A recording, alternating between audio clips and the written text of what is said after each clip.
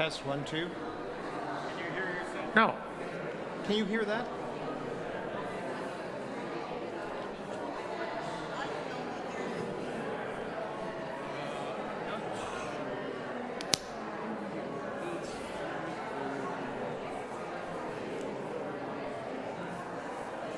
Keep speaking. Keep on speaking. Test 1, 2. What? Far enough. Is it? So let me try something else.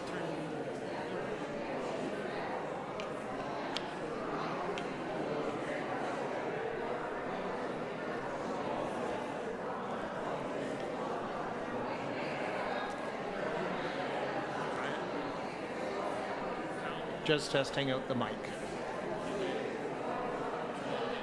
Test 1, 2. Just feel where it is. Yeah.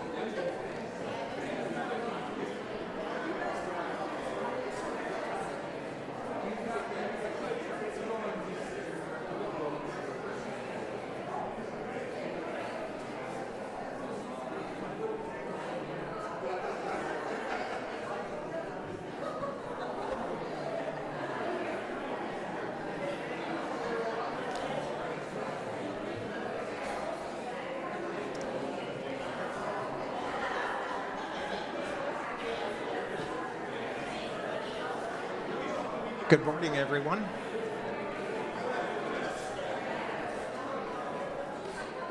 Hello. We're just waiting for people to take their seats.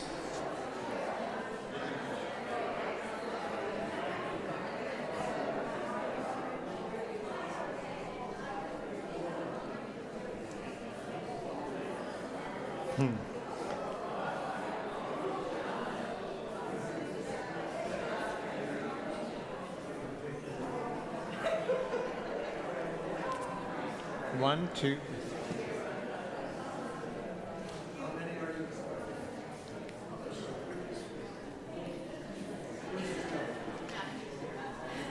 So once again, good morning and welcome to our May PROBUS meeting, and a special welcome to our YouTube viewers. Once again, thanks for stopping by. Speak into the mic. You're on now.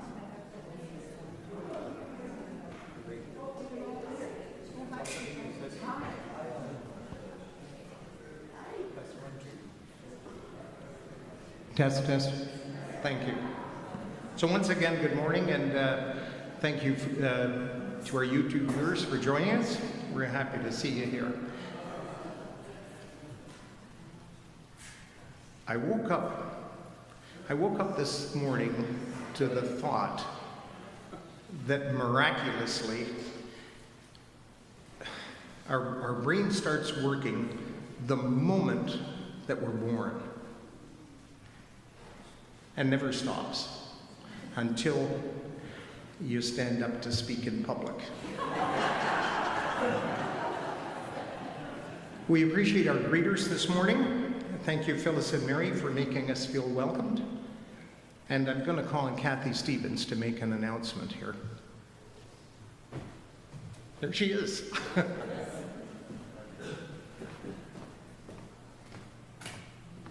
You know, Jim told me he wanted me to sit up here to keep him company. And then he forgets I'm here. Goodness. Guess what I'm going to talk to you about? The June luncheon. We're now up to 45 people registered. A number of people this morning have said, I'm going to register online, which is good. We really, really want 80 people, at least. We're going to be out on the patio on June the 19th. The bar opens at 11:30. Lunch will be outside on the patio at 12:15. It'll be a great day, and last year we met there and everybody just raved about what a nice event it was. So I really hope you can come. It's $29. Jan Epperson is taking names and funds back there today. But as I said, we have 45 people, plus people that have said that they're going to sign up. So let your friends know too. It'll be a great, great day.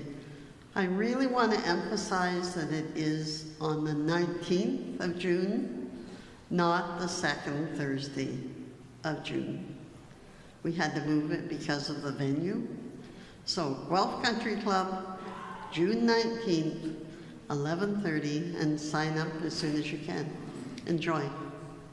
Thanks, Kathy. And once again, that's the third Thursday, is it?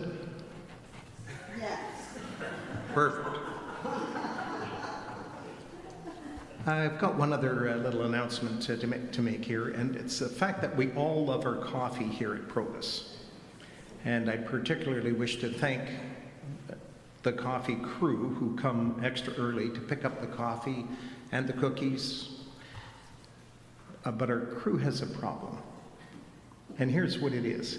Half-full cups of coffee or tea being dumped into the garbage bags, which the crew then has to take home to place into their own garbage bins. Yuck. Please, if you don't finish your beverage, be considerate and carefully place the half-full cups of liquid into the receptacle at the back. I think it's on top of the cable, right, Beth? The table? Yeah. You've got this. And finally, let's all remember to turn off our cell phones. David Churchill, where are you? Oh. David's going to assist you if you're introducing a guest today by providing you with a microphone. Just raise your hand so David can see where you are, and he'll bring a mic to you. And Bradley, right at the back, on your left. You want to go to Anne? She's got a guest to introduce.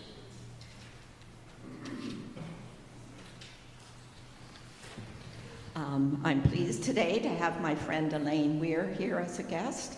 And not surprisingly, apparently Elaine knows people in this group already. So I think she's going to fit in really well, and I've just registered her for the luncheon. Oh, camera. Most excellent. Are there any other guests to be introduced? It's a quiet day in the neighborhood. Elaine, welcome to our PROBUS Club. We hope you enjoy your day with us. Today we have several new members who are about to be introduced to you, so let's get started. We're going to have Ellen Bell do the introductions and get these 5 members to come up and sit up here.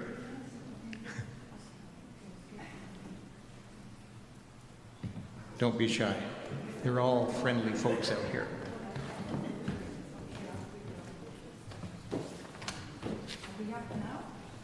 You're on live on that mic.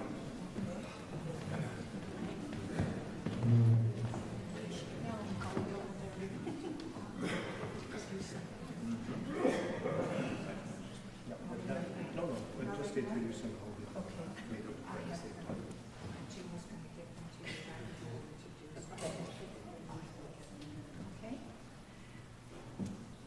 Good morning, everyone.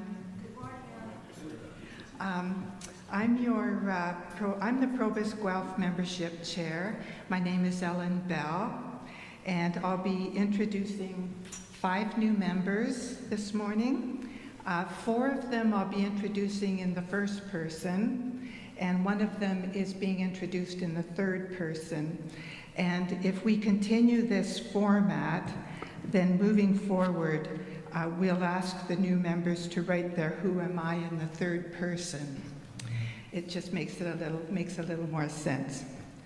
I also want to mention that you don't have to be a new member to be presented to the membership, and if for unknown reasons you have never been formally presented to the membership and would like to be, please get in touch with me by phone or through the membership email address, which you will find in the newsletter each month. And I will schedule in for one of these presentations. The membership very much enjoys hearing what a wide range of interesting people we have in our PROBUS Guelph Club.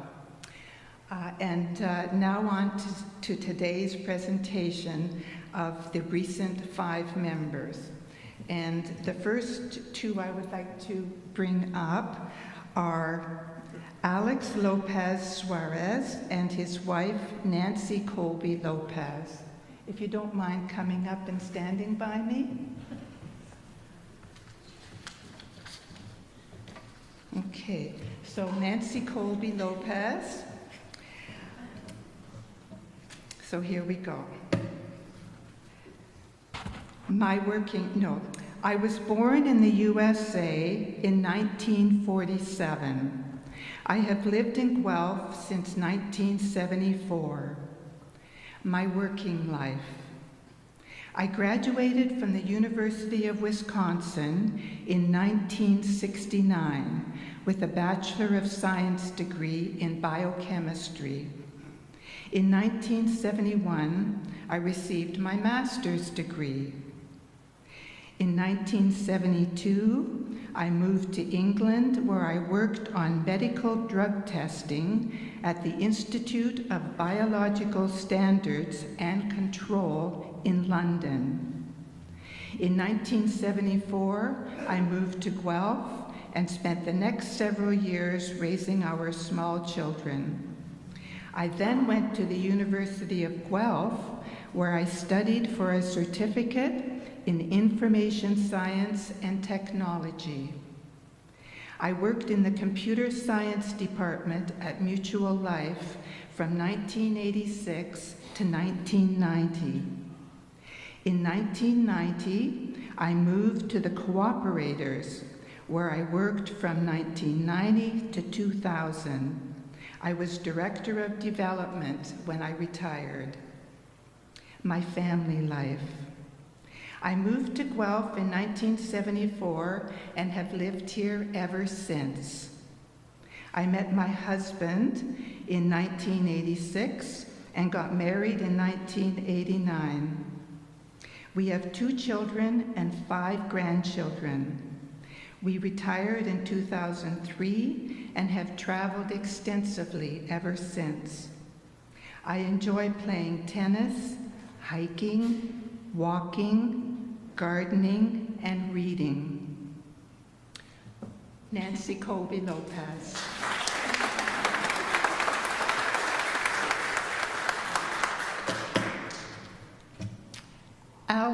Alex Lopez Suarez, but I think we shortened his name to Alex Lopez on his badge.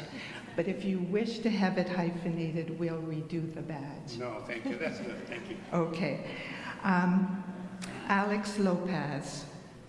I was born in Mexico in 1948. I have lived in Guelph since 1983. My working life.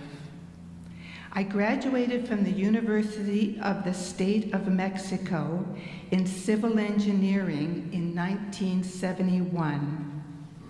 In 1972, I went to London, England to do graduate studies. I obtained a Master of Science degree in systems engineering. I also initiated studies for a doctorate degree. I returned to Mexico in 1974, where I worked for the State of Mexico government and the University of the State of Mexico for the next 4 years. In 1978, I came to Canada to pursue graduate studies at the University of Waterloo. I obtained a Master of Mathematics degree in computer science and a doctorate degree in systems design engineering. In 1981, I joined the University of Guelph in the Computing and Information Science Department. I taught there for the next 15 years, leaving the university in 1996 to pursue a different career path. I then started working for Mackenzie Financial Corporation in 1996, retiring in 2003. I was the Vice President of Enterprise Systems when I departed.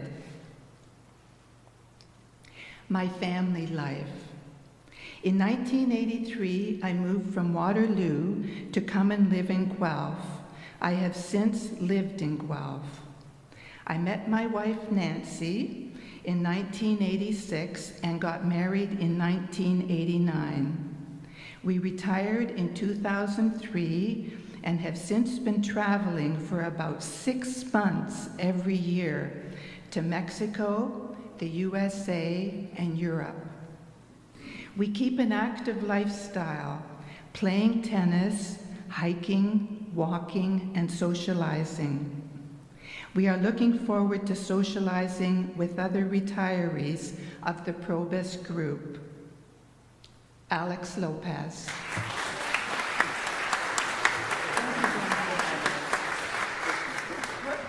Using my headset. Using your headset there. Thank you. Thank you. Thank you. Next up is Jerry Hyde. Jerry? Jerry Hyde. Jerry was born and raised in Stratford, Ontario, the eldest of 3 children. He attended Stratford Teachers College and later obtained his BA in psychology from Laurier. Jerry taught for 2 years on the 108th Recreational Ranch in the interior of British Columbia. After returning to Ontario, he eventually settled in Guelph, where he taught grades 3 to 6 at Westwood and Brock Road, and retired in 2002 from Courtright Hills Public School. In 1985, Jerry got married right here in Harcourt United Church.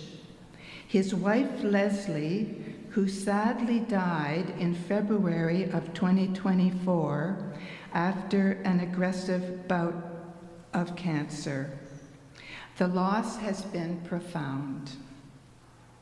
Fortunately, Jerry has had wonderful support from family and friends, and especially from his 2 daughters, one in Mississauga and the other in Cambridge.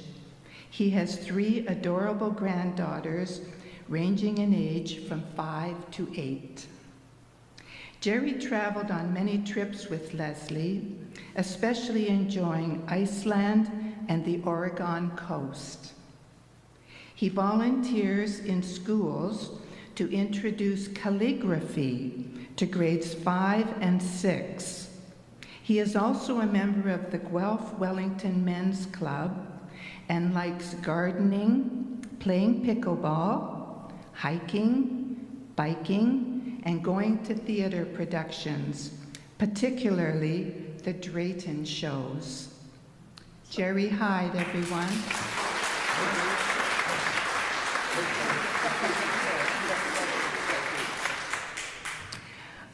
Finally, we're introducing Bruce and Shirley Watson. Hello. Hi. So we're going to start with Shirley. Shirley was born Shirley Elizabeth Howie in Owen Sound and grew up on a farm near Walters Falls. I attended public school where my mother was my teacher for all 8 grades. It must have been tough. Then on to high school in Owen Sound. Next was Teachers College in Toronto. My teaching career began in North York, and then I moved to Guelph, where I taught kindergarten until my retirement in 1997. During the first few years in Guelph, I worked on and completed my BA degree through summer school courses and winter courses. Bruce and I met in the school bowling league and were married in 1969. We have an amazing son, Dr. Kevin Watson, who is a professor of music at Western University. In retirement, I have enjoyed sewing. I have created lots of costumes, even a Santa suit for Jim Thompson. Cooking and traveling are also on my favorite to-dos. Cruises are fun, but the African safaris really top the list of favorite trips. Shirley Watson, everyone.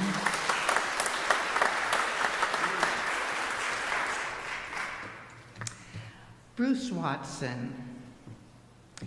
Bruce was born and raised in Elmira. After high school, he attended Stratford Teachers College and began his career in Guelph Township in 1962 at MacDonald Consolidated School, now the Guelph Arts Center. That senior school staff was moved to SS No. 7 School in 1966 and was then named College Avenue Senior Public School. Bruce taught phys ed and industrial arts. He remained there in the same shop classroom for 32 years until retirement in 1996. He met Shirley, a lovely blonde kindergarten teacher, in the Teachers Bowling League, and they were married in 1969. They have one son, Kevin, who is a professor of music at Western University in London, Ontario. In retirement, Bruce enjoys creating sculptures in wood, metal, and concrete in his home workshop. During the early years of retirement, he and Shirley made maple syrup for 20 seasons at their woodlot near Owen Sound, and Bruce also did some extensive logging. He has a love of motorcycles and has biked all over North America. They enjoy their cottage at Sauble Beach and have been on cruises to 35 countries so far. Bruce's motto is, "Keep active so you remain healthy." Bruce Watson.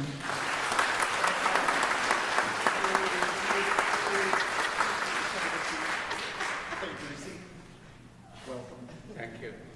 Thank you very much.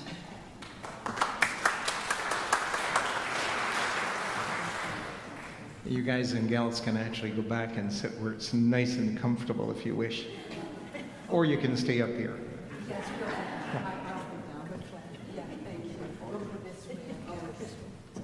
Once again, welcome to the PROBUS Club. We know that you've been part of it for a while here, but it's good to have the official intros over. I'm going to ask Jesse Watt to come and introduce our guest speaker.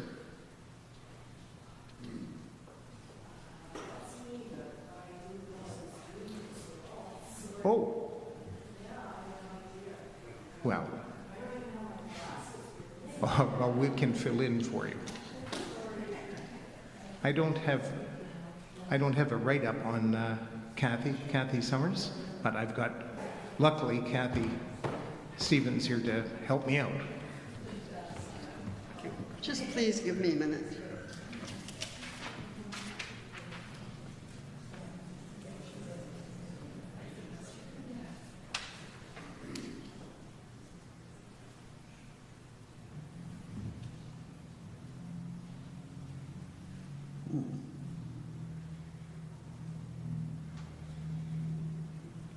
Kathy's going to have to fill in for me a little.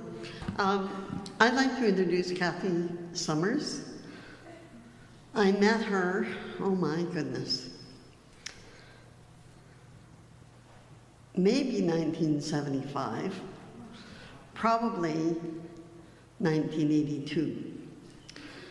Anyway, we haven't seen each other a whole lot, but she's made a real difference in our lives. Kathy is the director at the Stress and Performance Clinic at the University of Guelph, and today she's going to talk with us about sleep. And I think that that is a real strong topic for us as a group of seniors. I won't call us old people. Okay, thank you.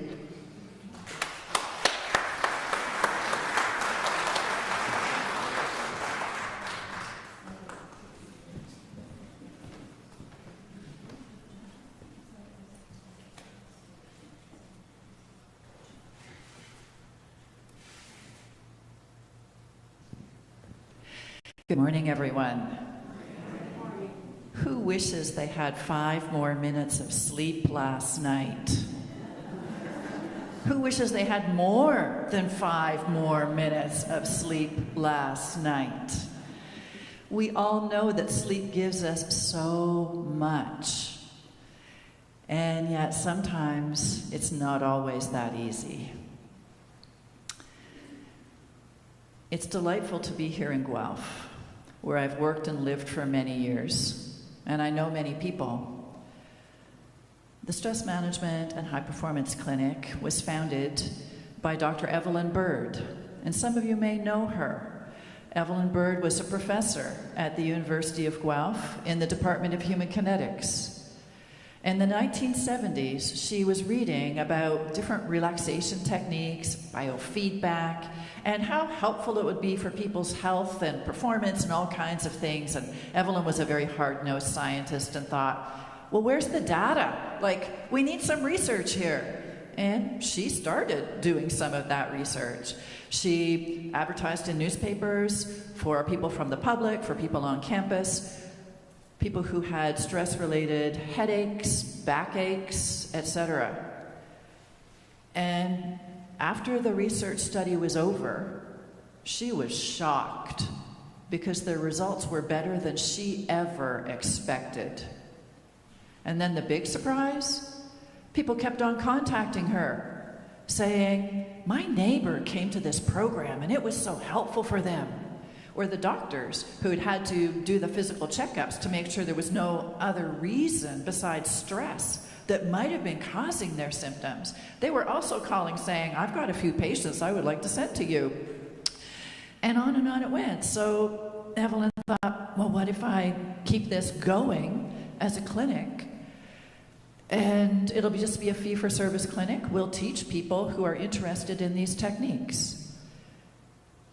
That clinic began in 1979 and has continued to this day. Evelyn passed away in 2020 after a long life filled with many joys, but she especially loved people and sharing what she knew with them. When I began working with Evelyn, even in one of the very first relaxation group classes that I did, there would be people who would be saying, I think that if I could relax better, I'd be able to sleep better. And that has continued in every group that I have done ever since. And I'd always say to myself, they're right. But there's so much more information besides just calming your mind and body. Information from the sleep research that I would like to share with these folks. But I don't have time in a stress management program to share all this stuff too. Then I thought, what if I do a program where all we talk about is sleep? In 1998, I began the Better Sleep program, where we meet 5 times, once a week, for 5 sessions. And today I'm going to share with you the highlights from that program. Let's have a quick show of hands. Who here would say sometimes it takes a long time for me to fall asleep? And who would say, I wake up in the night and it takes a long time to get back to, or maybe I don't get back to sleep, and look around and realize how many other people put up their hand to that. Because in the middle of the night, I think it feels so dark, quiet, isolating, like I'm the only person experiencing this. You're not. Remember all of the other people here who put up their hand. And is there anyone who would say, I wake up really early in the morning and there's time for more sleep, but I cannot get back to sleep? Anybody would say, from the hours I'm sleeping, I don't think I'm getting the energy I should from the hours that I am asleep? Who's put up their hand to one or more of these questions already and would say, this bugs me. That's why I showed up today. If you put up your hand to any of these things, you meet the definition of insomnia. So insomnia means it's taking a long time, more than half an hour, to fall asleep, or it's taking a long time, more than half an hour, to get back to sleep if I wake up in the night, or I'm not getting very much energy from my sleep. I want to share predominantly today tips on decreasing insomnia. How can I fall asleep or back to sleep more easily, and how can I get more energy from sleep? And then I'd like to open it up for questions about other things about sleep that you might have. But it's impossible to cover everything in a short session. Even in a 5-session program, it's impossible to cover everything. This is a huge topic. And so if afterwards you would like some more information, if you have quality books or trusted websites, you could Google strategies to decrease insomnia to look for tips. Now, there's a lot of books about sleep. They're fascinating, but they don't always share tips on improving sleep. They just talk about all different kinds of sleep challenges.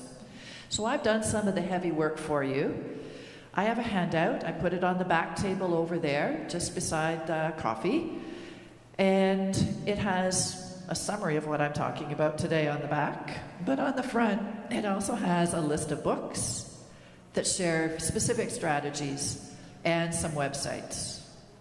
Even if some of the books are a bit old, they are the classics. The information is still very pertinent. So you really look for what are the topics that would interest me when I'm looking for these books. For folks who have insomnia, the great news is if you follow the 3 keys, it is more effective than sleeping pills. Wow! More effective than sleeping pills? And yes, regardless of whether I'm a young adult, a senior, or somewhere in between, the research shows it is more effective than sleeping pills. Whenever somebody says there's good news, they always turn around and say there's bad news as well, usually. In this instance, the bad news is that it may take time. Did you know that sleep is considered a behavior?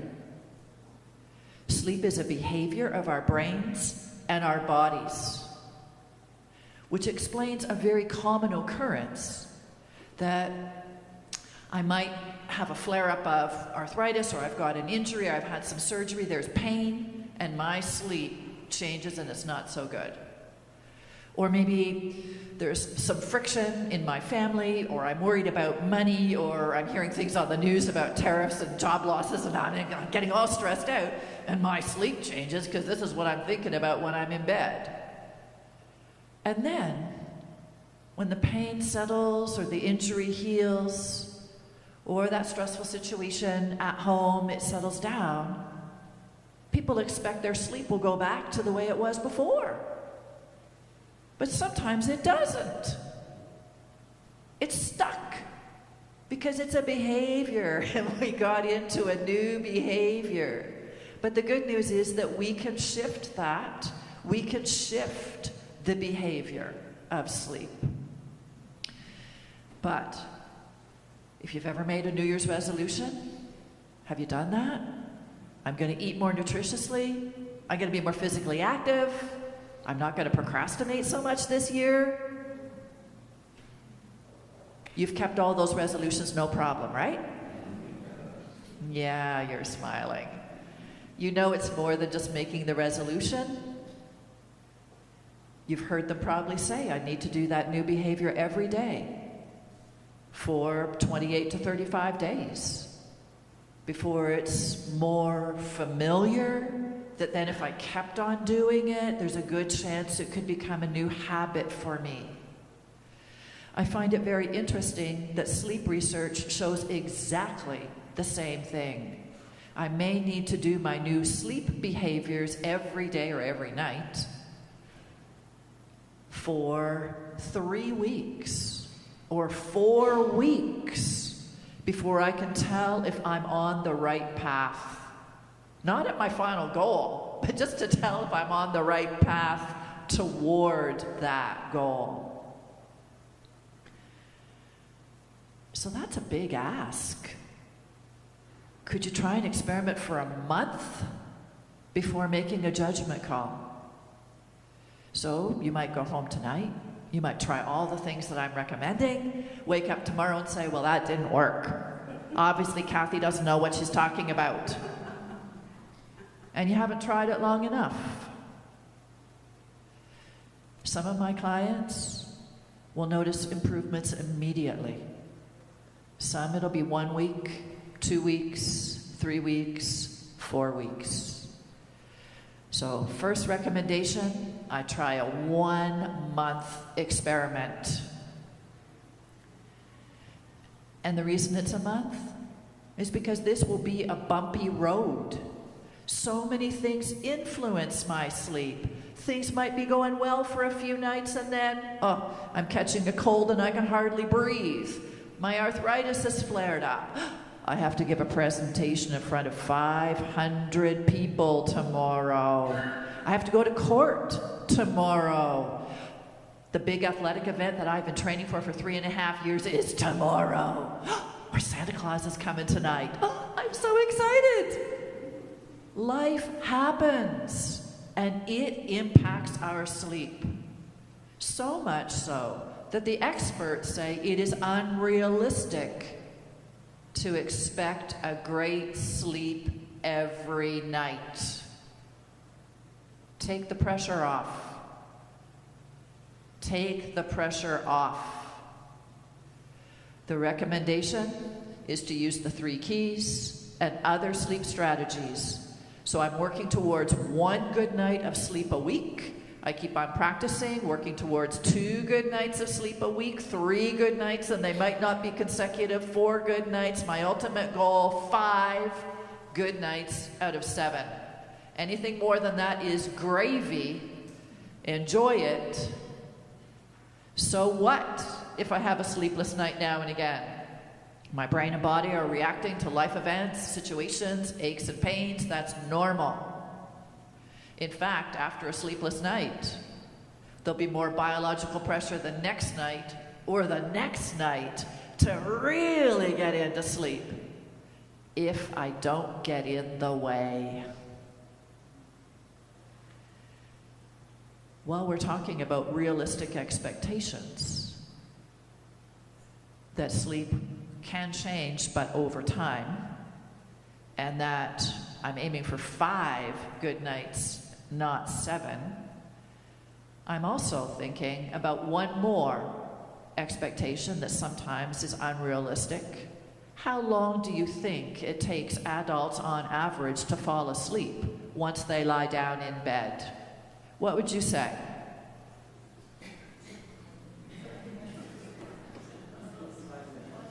Five minutes, 30 minutes, an hour, 3 hours. These are the things that my clients will usually say. The average is 10 to 30 minutes. It takes a while, especially some days, for our brain and our body to unwind from what was going on earlier. Now, some people expect to fall asleep as soon as their head touches the pillow. I find that's usually because their partner falls asleep as soon as their head touches the pillow, so they think that that's what everybody should be doing. But that is not average. Yes, you may be able to train yourself to fall asleep that quickly, but be kind to yourself. It takes a while to unwind.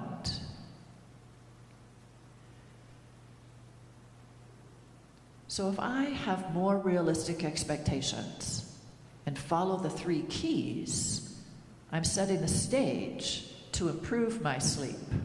And I've kept you in anticipation long enough. You're probably saying, what are the 3 keys? What are they? What are they? The 3 keys to improving sleep, especially insomnia. Number 1, can I relax my body when I am in bed? They found that people are having trouble with sleep as they're approaching their bed and their bedroom. Their heartbeat is going faster and their muscles are tightening up. Maybe because they're saying to themselves things like, How long is it going to take to fall asleep tonight? What if I'm really tired tomorrow and I'm not sharp enough and everybody notices? What if it impairs my mood and my relationships suffer? What if it erodes my health? Can you see how thinking stuff like that might get me tightening up? So I'd like to relax my body in bed. The second key, can I relax my mind when I'm in bed? And many of my clients say this is their nemesis. Kathy, show me the off switch for that busy brain, and I know I will be able to sleep better. And they're right. This is the greatest challenge for many people. And for the longest time, this was what was not written about. So all these resources I was referring to are really good at all the other stuff. But how do I settle down my busy brain? The third key to do certain sleep strengthening behaviors. Sometimes this is called sleep hygiene. Now, hygiene does not mean just being clean. From the Greek roots of that word, hygiene means the art of health. So sleep hygiene means the art of sleep health. Dick Boutsen was one of the pioneers in sleep research, the first one to elucidate a list of behaviors. And if you've done any reading about sleep, if you've talked to a health professional about sleep, this is the handout that they will give you. And yes, it is on my handout as well. All the behaviors that are recommended. And I bet you can tell me exactly what they are. Things like go to bed around the same time every night. Get up the same time every day. In fact, for seniors in particular, this is what the sleep researchers would say is your most important strategy. It's going to be consistency, even on weekends. Now, when I'm talking to university students, they hate hearing the idea about getting up at the same time every day, even on weekends. But if your goal is to get a good sleep rhythm, and especially if your goal is to get more energy from your sleep, then you will go to bed around the same time every night and get up around the same time every morning. And the list goes on, sleep behaviors. The one I wanted to highlight today: do not look at the clock when you are lying in bed. Now, why would Dick Boutsen say this? What do you think about when you are in bed and you look at the clock?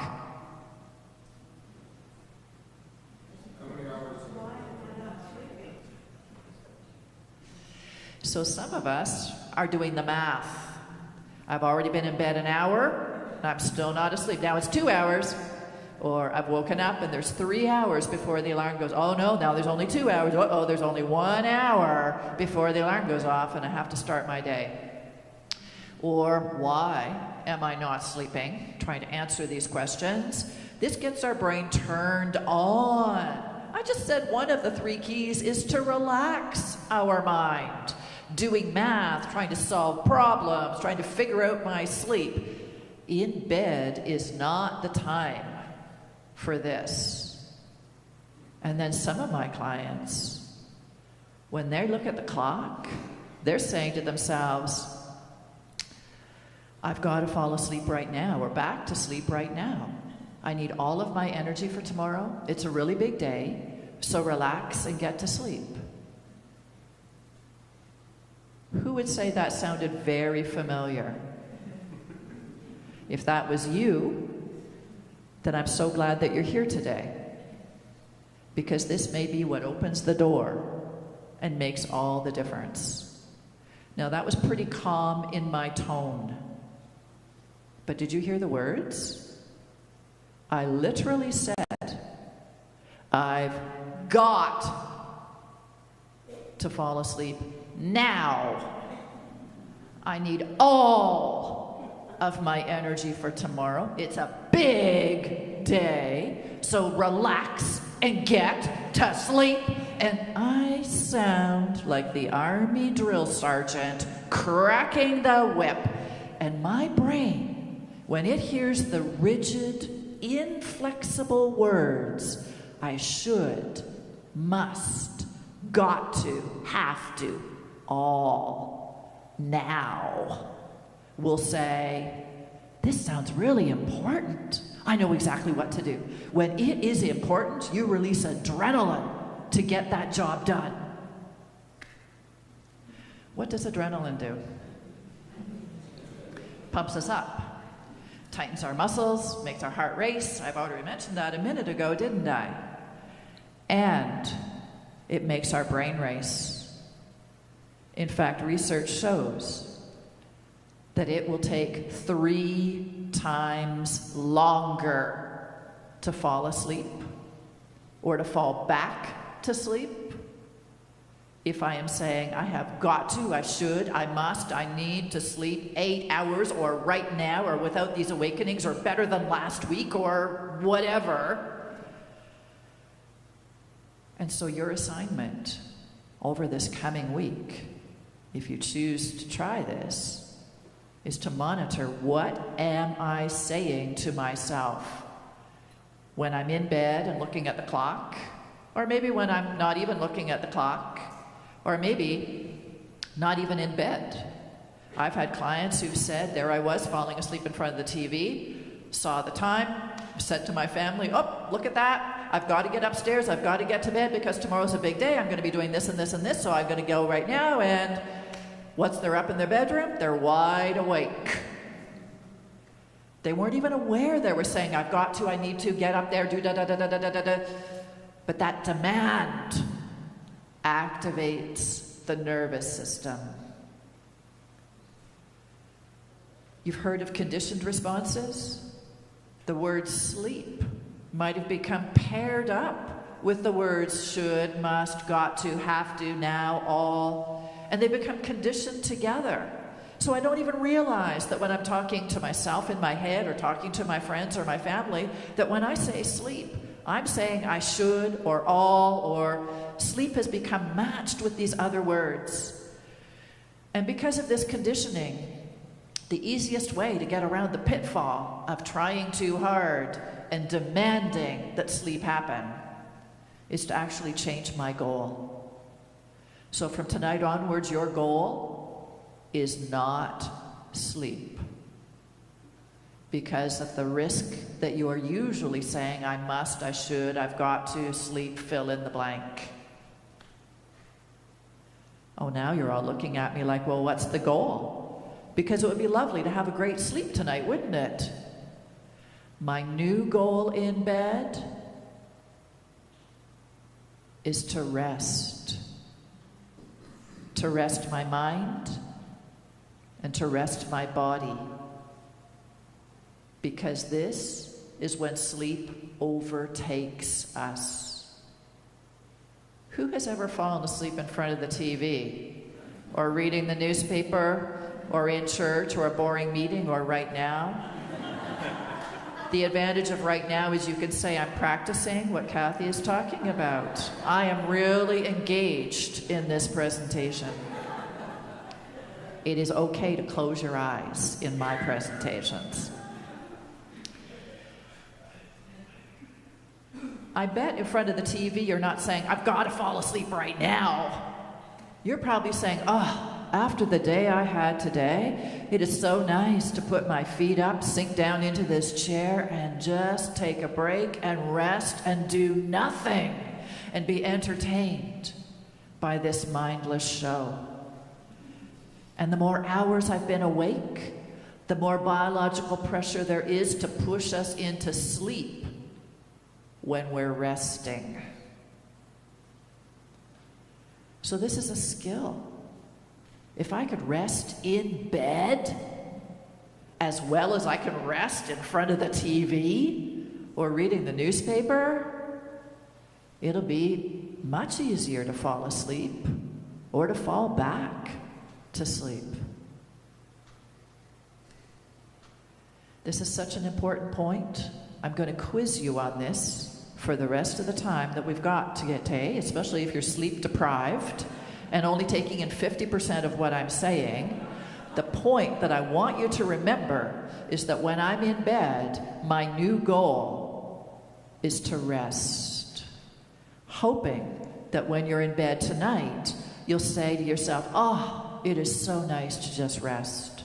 What a pleasure, after being active earlier today, to sink down into this mattress, to feel the pillow supporting my head, to be warm and cozy under the blankets, to just rest more and more.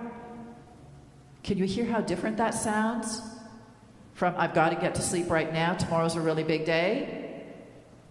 Very different mental approach. And if I have been active and awake during my day, there'll be all that biological pressure trying to push me to sleep. So here's your quiz question. Are you ready? What is your new goal when you're in bed tonight? You haven't fallen asleep yet. You're right. It's to rest my mind and to rest my body. Some of my clients say, Kathy, I am resting in bed. But as we talk a little bit further, we begin to realize, yes, their body is sedentary. But inside their head, they're planning the weekend.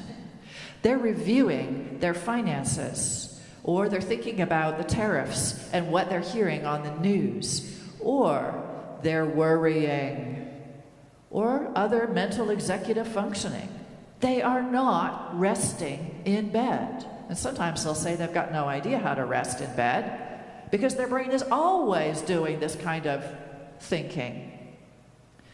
So for these novices who are not used to resting their mind or their body, I usually propose a BMW rest routine.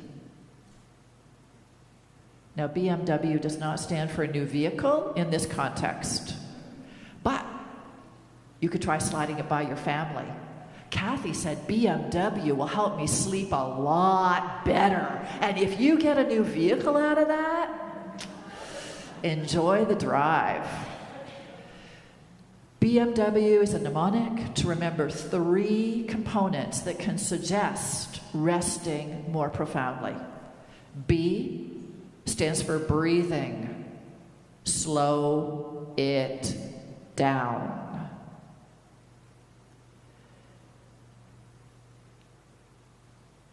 Now, breathing slowly has been shown, especially if it's quite slow, to kick in my parasympathetic nervous system. In fact, the research says the sweet spot would be to breathe about 10 seconds for each breath. So that'd be 5 seconds to breathe in, 5 seconds to breathe out. That's a lot slower than we're breathing right now when we're just sitting down in a meeting. This is a deep relaxation pace. And it may take a few weeks to get to that slow pace. If you're not used to it, you don't overdo it and just jump right into it. If it feels way too slow, you just week by week, just get a bit slower, a bit slower. So it's 5 seconds in and 5 seconds out. Especially for the people who say, it's a challenge to get back to sleep. The research says, of all the techniques that there are, the strategy that works the best for the most people is to slow down their breathing. When COVID began, we were in lockdown. I was waking up in the night, and I'd be thinking about, uh-oh, what's the news going to say tomorrow? What else are we going to have to do? Oh no, oh no, oh no. But I knew that the research said to use breathing, so I started slowing down my breathing. And after numerous months, you just heard me say months of practicing, I have actually trained myself to fall back to sleep quite quickly by using very slow breathing. In one of my earlier Better Sleep programs, there was a man who was saying to me, Kathy, My partner and I, a few years ago, were considering separation. And she always wanted to talk about this when we were in bed. I could never fall asleep after having these discussions. And so I started going up to the bedroom earlier. And when I heard her footsteps coming upstairs, I changed my breathing so it sounded like I was asleep, so she would not talk to me, which worked. She did not talk to him, but he said he was shocked at how much easier it was to fall asleep when he slowed down his breathing and made it sound like he was sleeping. You might have tried slow breathing already. The problem is our brain wanders a lot if I am solely doing breathing. So B of BMW is breathing, slow it down. M of BMW is muscles. Let go of the tension that you're holding in your muscles. More and more, the sleep doctors are saying, if you're a person who during the day tends to furrow your brow, squint your eyes, clench your jaw, shoulders are up around your ears, they would say, for you especially, releasing these tensions and relaxing your muscles before bed or in bed will improve your sleep. So let's brainstorm. What are some great ways to loosen up tight muscles, to unwind the tension before bed or in bed?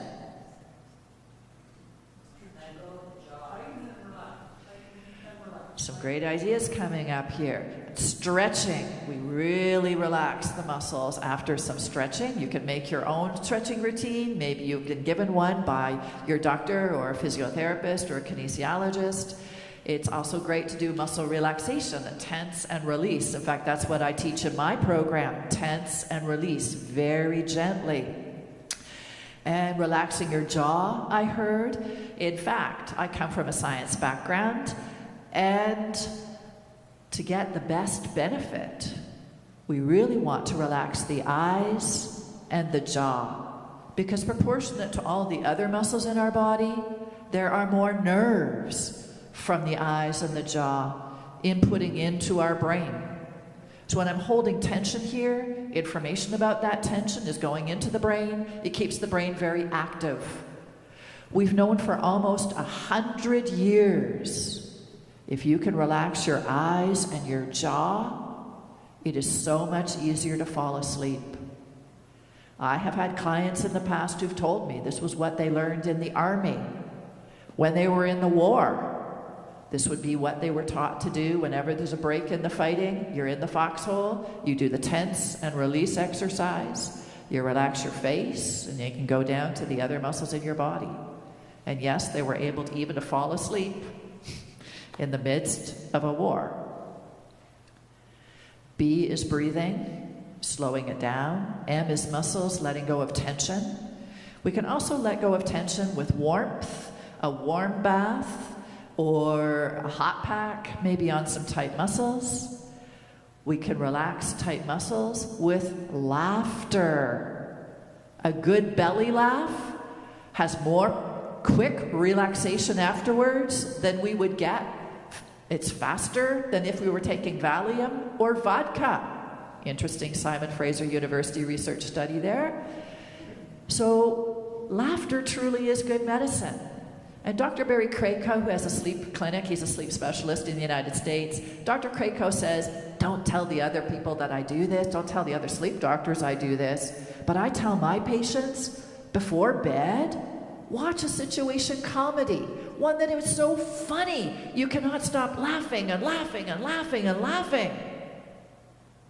I think partly because the laughter will create this relaxation effect, and also partly, if I'm laughing about this, it's just my perspective. It gives me a bit of a buffer zone from all the stresses that happened earlier in the day. It's sort of a middle ground. It'll be easier to unwind afterwards. B, breathing. M, muscles. W.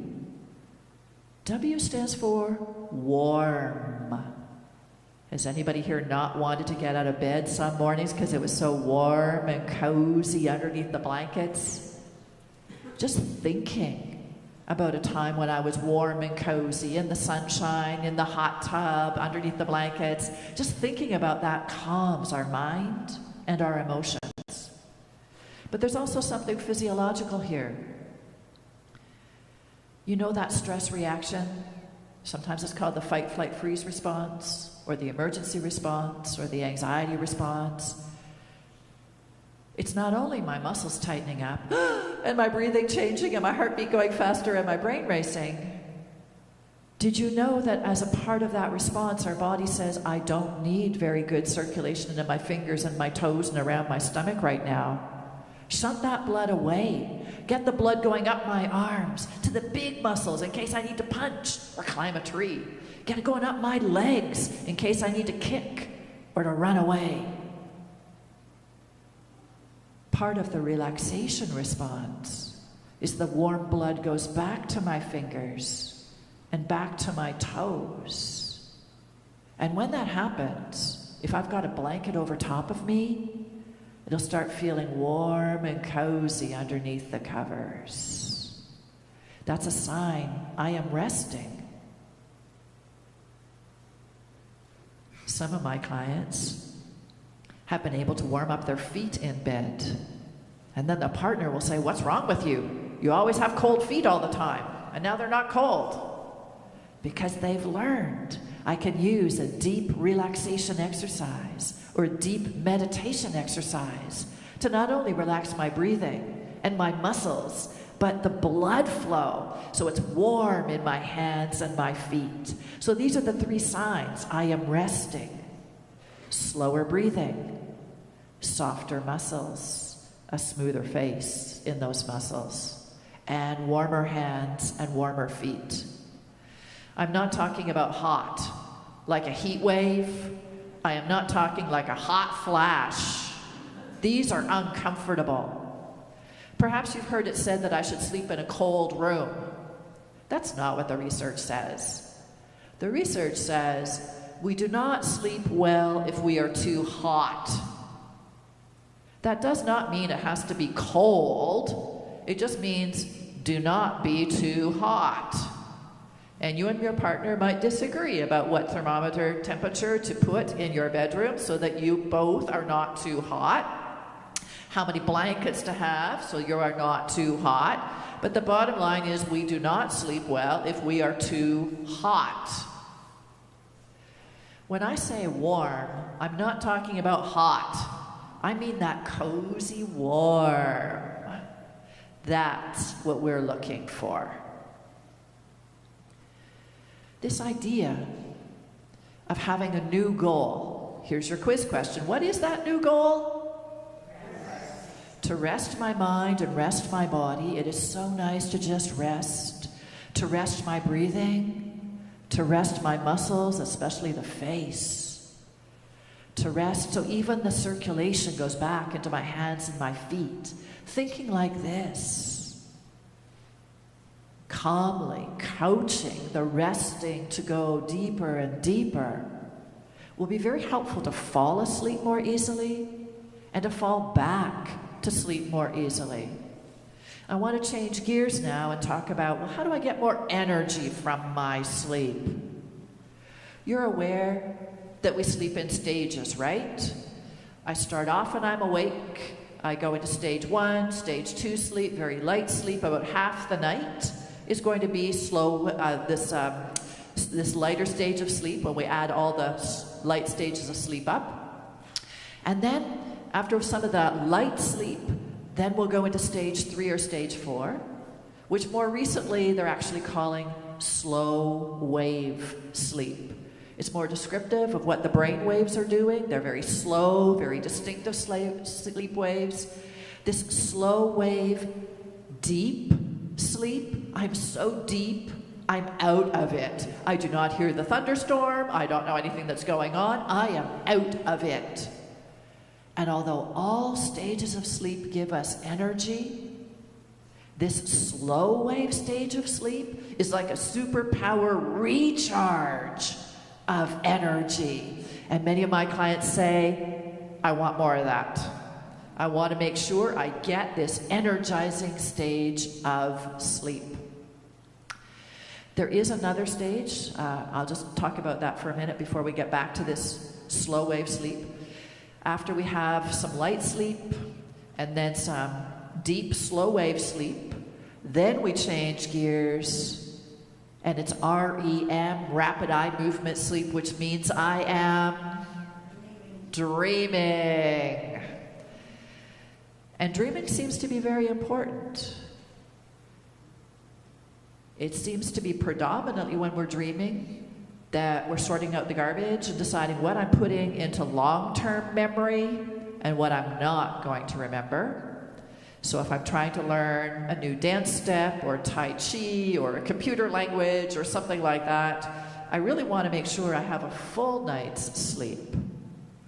Because the first half of the night is predominantly when we get a lot of the slow wave deep sleep. The last half of the night is predominantly a lot of dreaming. This REM, dream sleep, also seems to be very important for handling stress better the next day, for managing our anxiety levels. The people who burn the candle at both ends, I'm so busy, I'm going to stay up later to get work done, I'm going to get up really early to get even more work done, and they're not in bed for a full night of sleep, means they're probably really shortchanging themselves on the dreaming sleep. But that means they're at a greater risk of feeling anxiety if they're an anxious person, and a really great risk of having panic attacks if they're a person who experiences panic attacks. There's something about having the full night, especially the REM, rapid eye movement dream sleep, that helps us better handle stress and anxiety the following day. And you notice I have not, at this point or yet, talked about the number of hours of sleep. That's because everybody is different. Yes, I know if you're reading, they'll say, adults, they should be getting 7.5 to 8.25 hours of sleep every night. Well, I've just told you, 5 nights out of 7 is our goal. Everybody has a sleepless night now and again. And who here would agree with me that I'd rather have 6 hours of sleep and be energized from the sleep rather than 9 hours of sleep and feel exhausted and dragging myself through the following day? Quality of sleep is more important than the quantity of sleep. And the 3 keys and the tips I'm sharing with you are really about improving the quality of my sleep. And when people start improving the quality of their sleep, the quantity usually looks after itself. Always keep in mind there's such huge individual variation. 2% of the population is born with the short sleeper gene. They only need 5.5 to 6 hours of sleep. And they get everything that they need from sleep and are functioning perfectly. Now I'm waiting for them to find the gene for the long sleeper, because Einstein always said he felt and worked his best when he had 9 hours of sleep. So we sleep in stages. After we go through this cycle of all the stages, then we go through the cycle again, and then we go through the cycle again, we go through the cycle again. So we'll have about 3, 4, maybe 5 cycles. Different people have different lengths for these cycles. Sleep is very dynamic. We're always changing from one stage to another stage, from one dream to another dream. In fact, everybody wakes up 2 to 20 times every hour all night long. Did you hear what I just said? Everybody wakes up 2 to 20 times every hour all night long. So if you came to the session today thinking sleep is an uninterrupted, continuous, vital function, and when I wake up in the night, I'm screwing everything up, I am ruining it, that is totally false. If you went to the sleep doctor and said, "Oh, doctor, I've got a problem. I wake up in the night, the sleep doctor would look at you and say, so what? Everybody wakes up 2 to 20 times every hour. It's a part of sleep. Now, if it's taking more than 30 minutes to get back to sleep, then the sleep doctor would say, this is what we want to work on. And that's maybe some of the tips I've mentioned earlier would be really helpful there. So some of my clients say,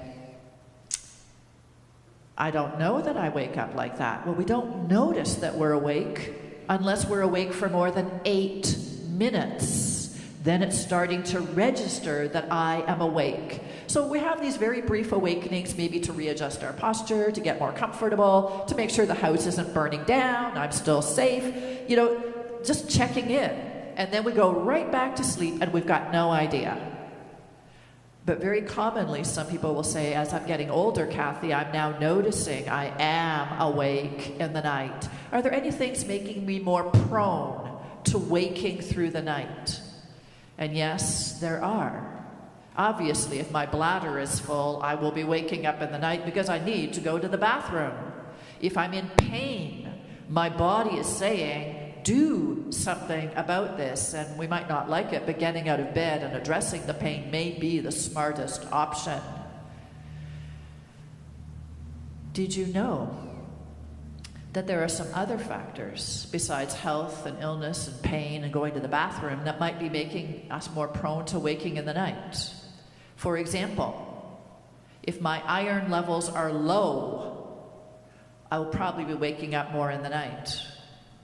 If my final meal of the day is within 3 hours of bedtime, I will probably be waking up in the night. If I am consuming caffeine, nicotine, alcohol, other stimulants too close to bedtime, I will be waking through the night. So the recommendations are no alcohol for 3 hours before I go to bed. No nicotine for 4 hours before I go to bed. And no caffeine, coffee, tea, pop, energy drinks for 6 hours or more before I go to bed. Many sleep doctors will say no caffeine after lunch, or no caffeine after breakfast, or no caffeine after my PROBUS meeting. We also will wake up in the night if I have a busy brain, if I didn't shut it off before I got into bed, if I'm a worrier and I've got unfinished business, or the on-call effect, saying I have to keep one ear open in case the baby cries or my teenager is coming home and I need to know what time, or I'm looking after my partner or my senior parents and they need me in the night sometimes. I have to keep one ear open. I'll be waking up more frequently. And all of these items that I just mentioned, almost all of them are the same things that prevent us from getting that energizing slow wave sleep. Sleep apnea, sleep disorders, pain, noise, and I might sleep through the pain and I might sleep through the noise, but I will not get into the deepest level of sleep. Anything I can do to protect myself from the noise, better quality earplugs, better soundproofing in the room, anything I can do to better manage my pain, get me down into the deeper levels of sleep. That deep level of sleep will also be robbed from us if I have the caffeine, the sugary foods too close to bed. And now with alcohol, it's not how close to bedtime. With alcohol, it's how much. If I'm female and I had more than 1 serving of alcohol today, if I'm male and I had more than 2 servings of alcohol today, then it will decrease my slow wave energizing sleep by up to 40%. That is a significant decrement. The other thief has to do with naps. Who here's a napper? Some people cannot nap, and that's just fine. That's them. Some people love their naps. So how long are your naps?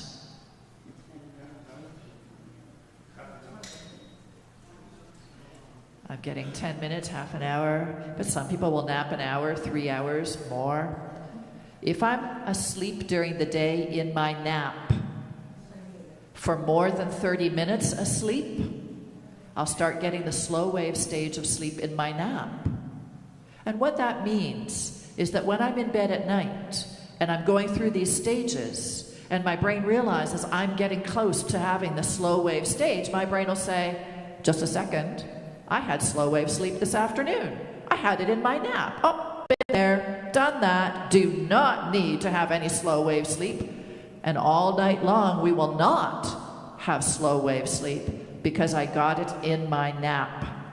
This is why, if you are a napper, you can continue napping, but the recommendation to make sure it's not eroding your sleep is that they are short naps, and you can have multiple naps in a day. Just try not to have them after supper. That is too close to bedtime.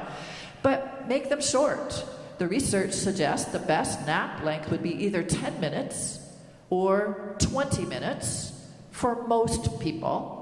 But as long as it's not longer than 30 minutes of sleep, you're probably not having any negative impacts on your nighttime sleep. Everything I just said about naps goes out the window when you are ill or if you're working rotating shifts. In those instances, you just sleep whenever you can sleep for as long as you can sleep because you need sleep. But otherwise, to get that deep, refreshing sleep, we aim to have short naps, to decrease all those other thieves that I mentioned. And the other thing that can help us get down into the energizing stage of slow wave is physical activity. You cannot overestimate the benefits of being physically active for your health, your mind, etc., but also for your sleep. We've been talking about falling asleep, falling back to sleep, and getting more energy from our sleep.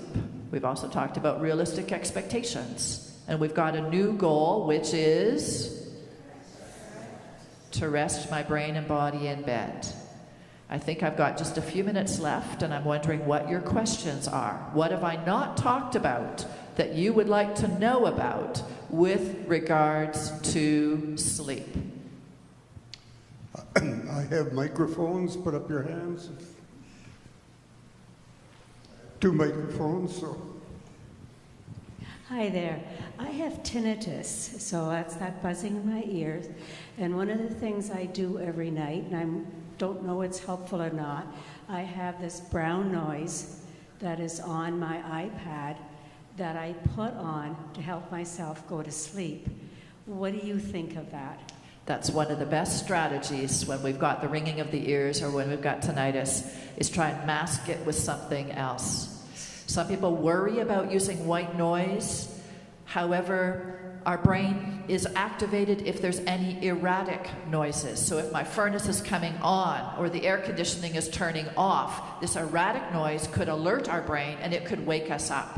So in instances like that, we can use white noise or maybe pink noise to mask out erratic sounds or disruptive sounds like the tinnitus or ringing in the ears. Probably one of the most highly recommended strategies. So then my brain will just have that continuous noise, something neutral to focus on, and my brain will get into the deeper levels of sleep. Thank you, because I do think it's helping. Good. If no one else has, oh, there's.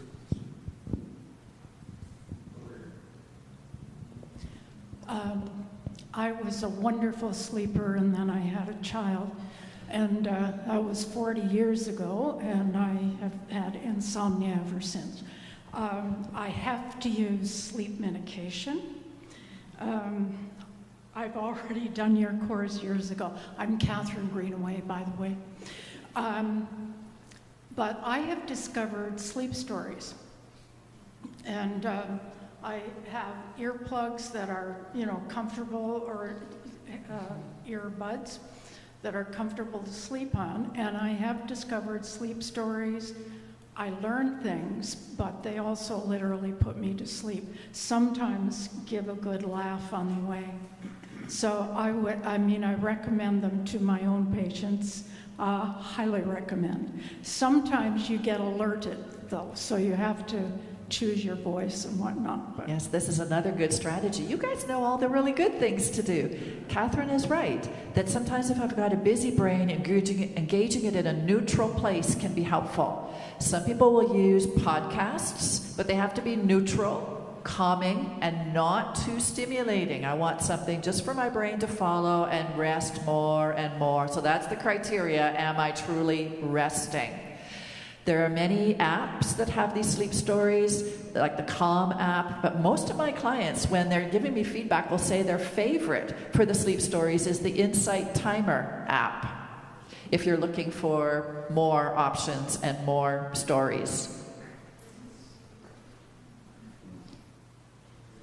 What is your thoughts on having a pet in the room with you? For myself, I find it very comforting, but I've also heard it's not such a great idea. It depends. If they're restless, if they're jumping on the bed, that could alert you. If they're scratching at the door, it's time to get up, it's time for breakfast. Yes, it's 5 o'clock, it's time for breakfast. These things are not helpful. But if they're sleeping like a log through the entire night, it can be very comforting to have a pet or a partner in our bed with us. But sometimes they are a disruption. And this can be a challenging conversation to have. But some people will sleep better if they're in a room by themselves, without their pet, without their partner, and they're protecting their sleep.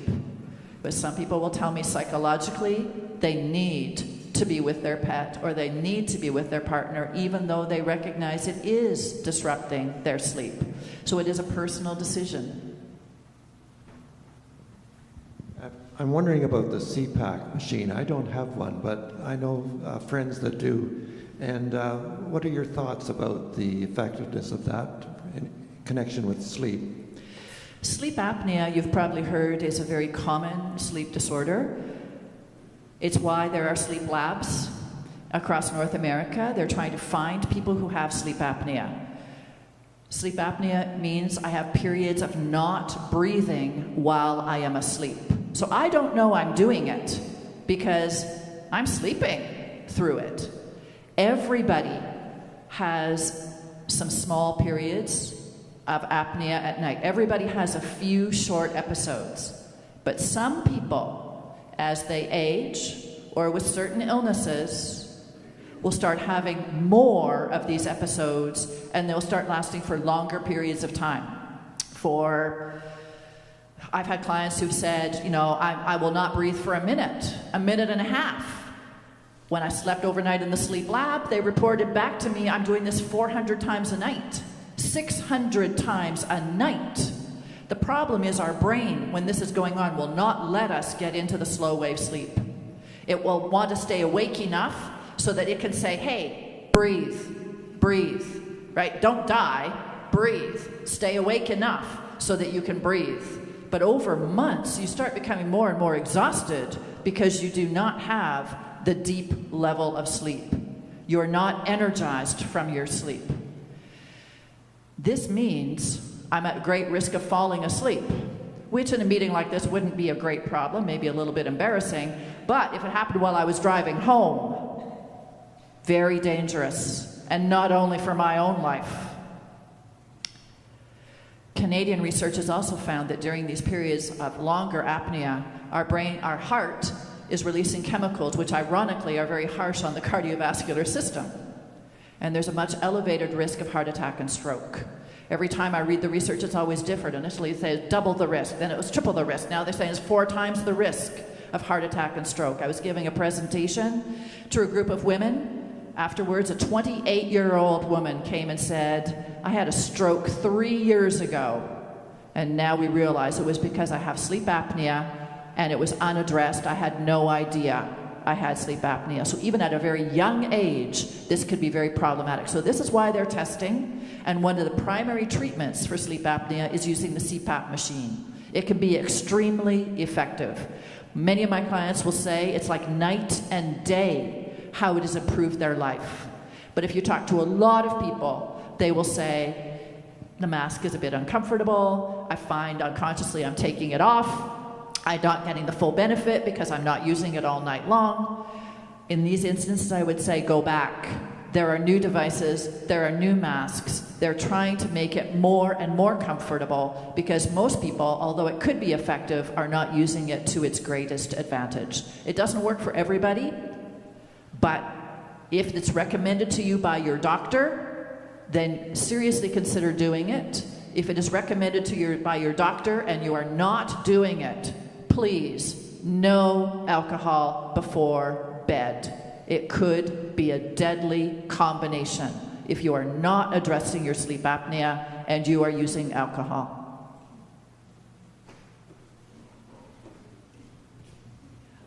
I wanted to share sort of a reinforcement of your rest theory, and that was because in the 1940s, my father went to enlist in the Navy, and in the course of his medical, they discovered he had tuberculosis.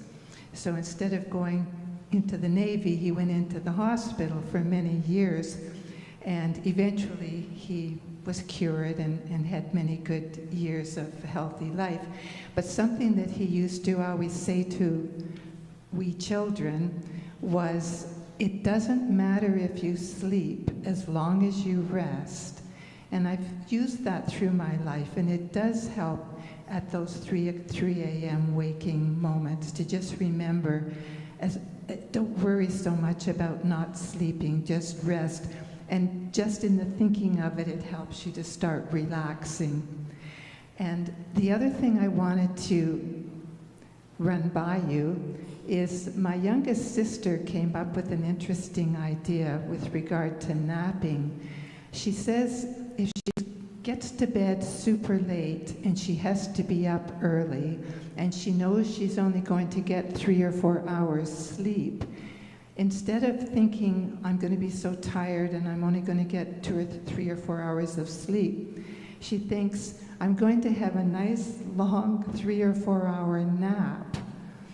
And I find that helps also if I have one of those sort of nights, just thinking, okay, I'm going to have a 4-hour nap. That's a wonderful nap, and I'm going to feel fine when I wake up. So I just wanted to share that with you and ask you what you thought of that idea. Thank you, Ellen. Those are gold star ideas for thoughts in bed. One of my best friends was saying to me, you know, Kathy, I'm waking up at 3 o'clock in the morning and I'm worrying about this and about that, et cetera, et cetera, et cetera. When I saw her another month or two later, I said, are you still doing that? And she said, I did exactly what you said. And when I'm like, well, we talked about a lot of things. Exactly what are you doing? She said, well, instead of saying, you know, the alarm's going to go off in 3 hours and I'm going to have to do this and I got to do that, when I wake up in the night, I say to myself, oh, there's 3 whole hours before the alarm goes off. I could lie here in bed and I could just rest and do my relaxation. I could get up and start reading the book that I'm enjoying. She was very artistic. I could work on my artwork. I could do some stuff to get ready for work. I could tidy up the house. She said, I fall asleep before I finish the list of all the things that I could do because there's 3 whole hours before it's time to get up. If we're trying hard to fall asleep, we're working against ourselves and we're activating everything. And being able to rest, I very much share with my clients what your father shared with you. I'll get as much sleep as I can tonight, I'll use my strategies, and I'll get some sleep. And I can beef that up by just resting in bed, because the resting, my BMW, will give me energy as well. So I'm getting energy from my sleep plus energy from my relaxation and resting.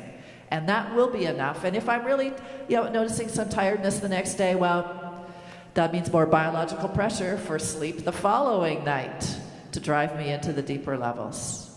Thanks for sharing that. Quick question, quick. If you're going to do counting, then a lot of times I learned this when I was pitching fastball, when you wanted to relax before an important pitch.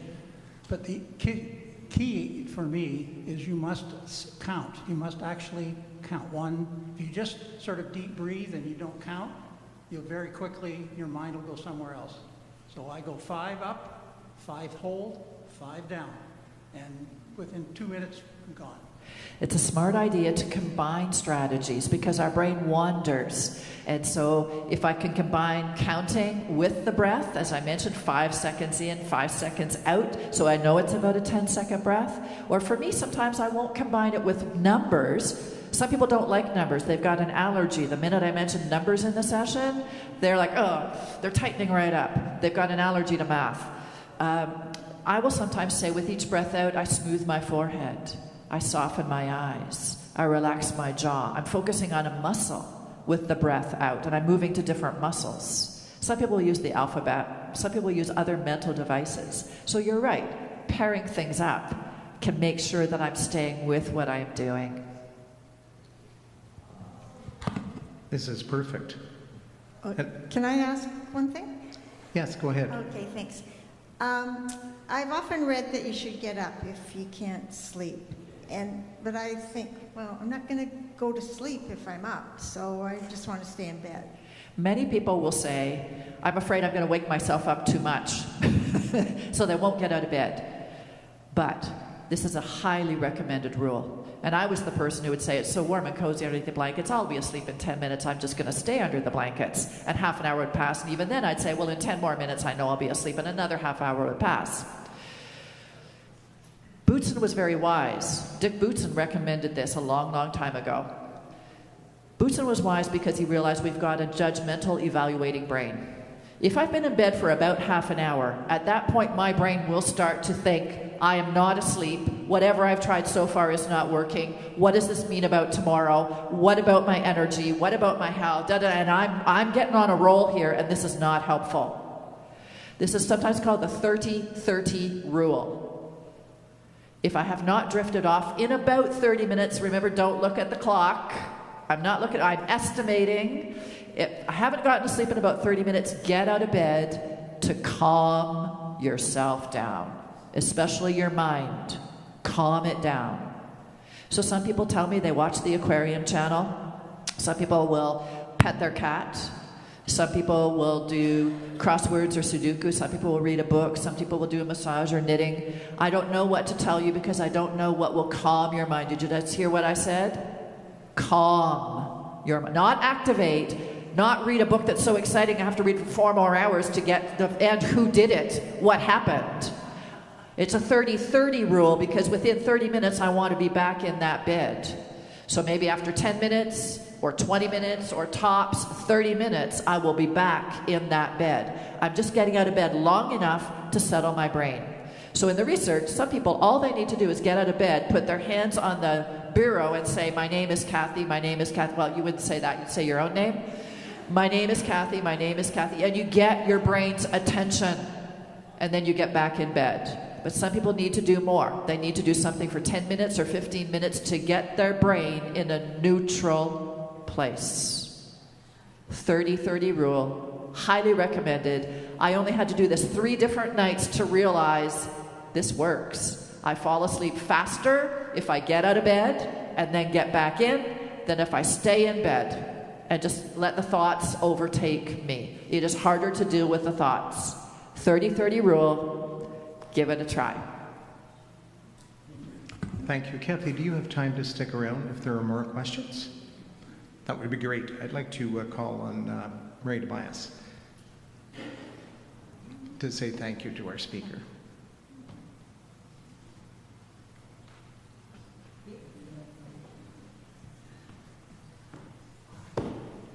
What an excellent presentation. Excellent, excellent. And by the show of hands, you can tell that we all have many of these symptoms that you mentioned.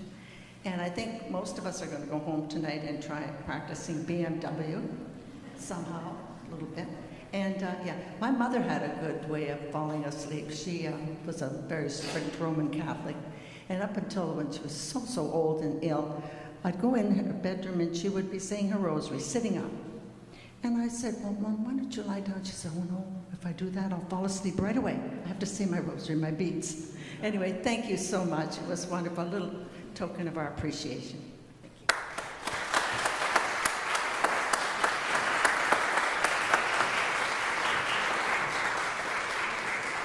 Thank you so much. It's been a pleasure to meet you. I will be able to answer questions afterwards. If you do have questions, as I said, there is a handout over there at the far end of this table that summarizes what I've talked about, as well as some resources. If anybody is interested in some of my programs, I did bring a few brochures as well for my spring offerings. There's many more in the fall and in the winter, but I do have some workshops running this spring. Take care of yourselves and have sweet dreams tonight.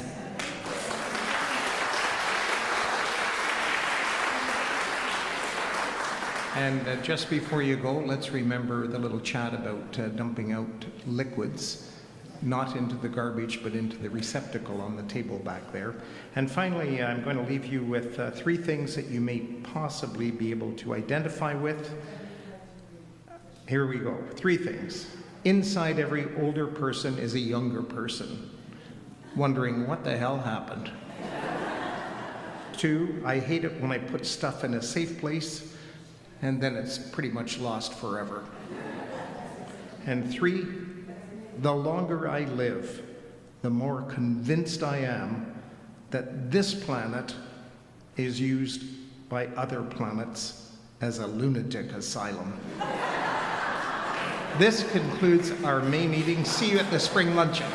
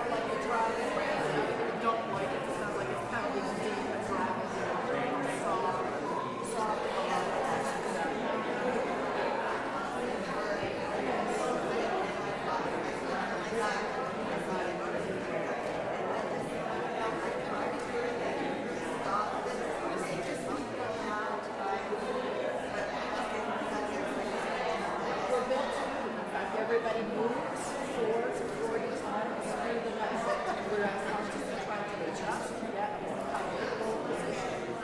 So, get more comfortable.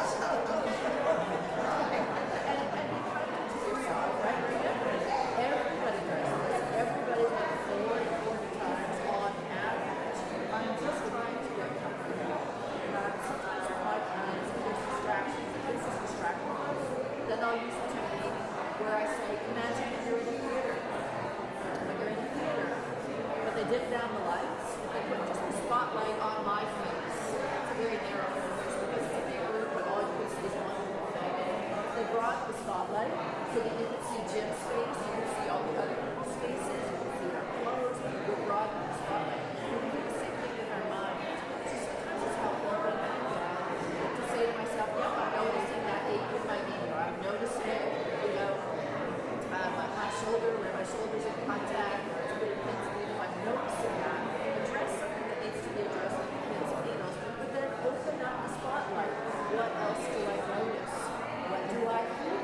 Inside or outside this room? Maybe I can hear my fan. Maybe I can hear my knee breathing. What do I smell? Maybe there's lavender in my pillow. What do I feel from my toes, my ankles, my knees, my hips? What do I notice that I want? So I brought the spotlight, moving away from I'm only noticing this part, this thing. I'm looking everywhere that some of these other things. What comes into my mind would be multiple layers. And when I don't have the sole focus on just that one thing, my mind is more relaxed. Then my body will be more relaxed. And maybe I won't need to readjust. So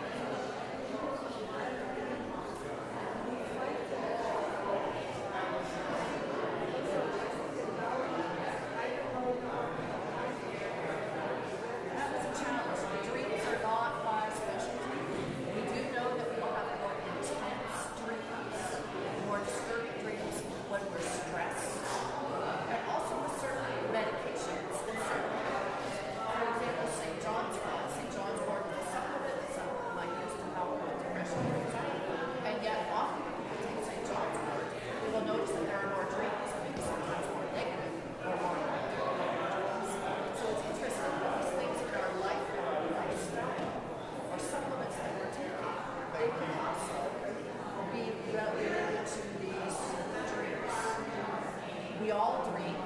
Most of the time we don't remember it. We don't remember it unless we wake up in the middle of it or immediately afterwards. So only if we're waking up in the middle of it or right after we remember. So most people never remember their dreams, but we all dream. And we can respond to the dreams. In fact, if a measure people in the sleep labs, they'll find that their jaw can type so much in response to a dream that if they were to, during the day, somebody said, I'll give you $5 million to tighten your jaw to that level, you would never do it. Because your brain will say, this is not right, it's too tight, it's too tight. You would never do it when you're conscious. But unconsciously, we can have unbelievable tension in our body. And the blood pressure, if measured, sometimes will be so high. If that happened during the day, getting the ambulance to take this person to the hospital. But this is just a response to the dream. Right? We can respond very strongly to our dreams. And when we're dreaming, we've got no idea.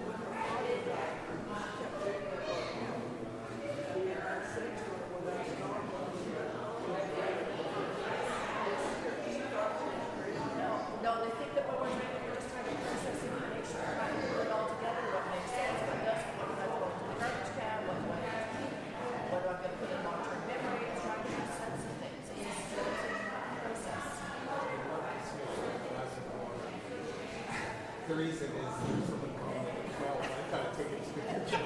There you Yeah, go. thanks.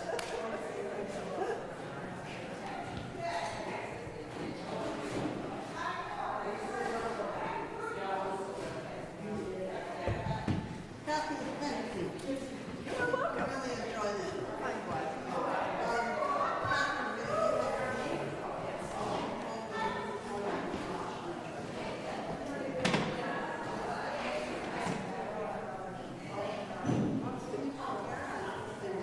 By the amount of people